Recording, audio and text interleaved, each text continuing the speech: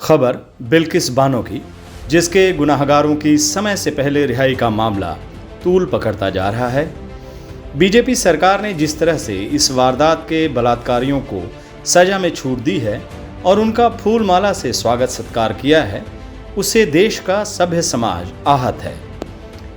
अब इस मामले में देश के 134 सेवानिवृत्त नौकरशाहों ने अपना विरोध दर्ज कराया है।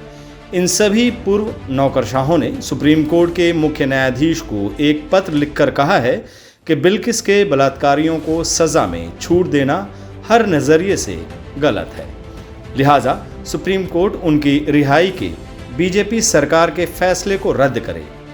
पूर्व नौकरशाहों ने अपने पत्र में लिखा है कि हम गुजरात सरकार के फैसले से बहुत व्यथित हैं। गुजरात सरकार ने बिल्किस बानो के बलात्कारियों की समय से पहले रिहाई का आदेश जारी करने में कई गलतियां की हैं।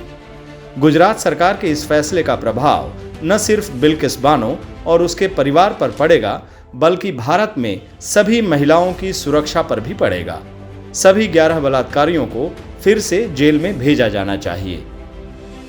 पूर्व नौकरशाहों ने अपने पत्र में बिल्किस बानो के संघर्ष को रेखांकित करते हुए कहा है कि उसने अपनी जान बचाने के लिए पिछले कुछ सालों में 20 बार घर बदला है, लेकिन बीजेपी सरकार ने उसकी सुरक्षा की अनदेखी करते हुए बलात्कारियों को रिहा कर दिया। जेल से दोषियों की रिहाई के साथ बिल्किस बानो के लिए आघात, पीड़ा और नुकसान की संभावना काफ़ी बढ़ जाएगी। यह भी चौंकाने वाली बात है कि जल्दी रिहाई की मंजूरी देने वाली सलाहकार समिति के 10 सदस्यों में से 5 भारतीय जनता पार्टी के हैं, जबकि शेष पदेन सदस्य हैं। यहाँ आपको बता दें कि गुजरात सरकार की जिस सलाहकार समिति ने बलात्कारियों की समय से पहले रिहाई के प्रस्ताव पर मुहर लगाया है, उसमें गोधरा से बीजेपी विधायक CK राहुल जी भी थे। उन्होंने बलात्कारियों को संस्कारी बताते हुए उनकी रिहाई का स्वागत किया है।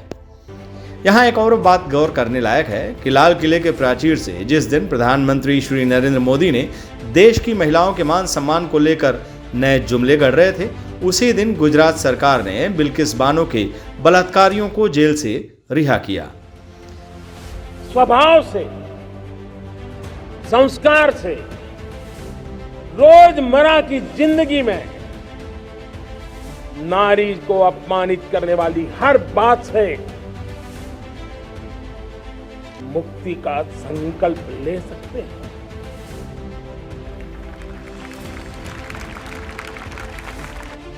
नारी का गौरव राष्ट्र के सपने पूरे करने में बहुत बड़ी पूंजी बनने वाला है। ये सामर्थ्य मैं देख रहा हूं और इसलिए मैं इस बात का आग्रही हूं। बीजेपी के पुरोधा पुरुष के इस दोहरे चरित्र पर कटाक्ष करते हुए राहुल गांधी ने कहा, बेटी बचाओ जैसे खोखले नारे देने वाले बलात्कारियों को बचा रहे हैं। आज सवाल देश की महिलाओं के सम्मान और हक का है। बिल्किस बानो को न्याय दो। बिल्किस बानो को न्याय देने की मांग अब देश के हर कोने से उठ रही है। देश के 134 सेवानिवृत्त नौकरशाहों का पत्र उसी की एक कड़ी है।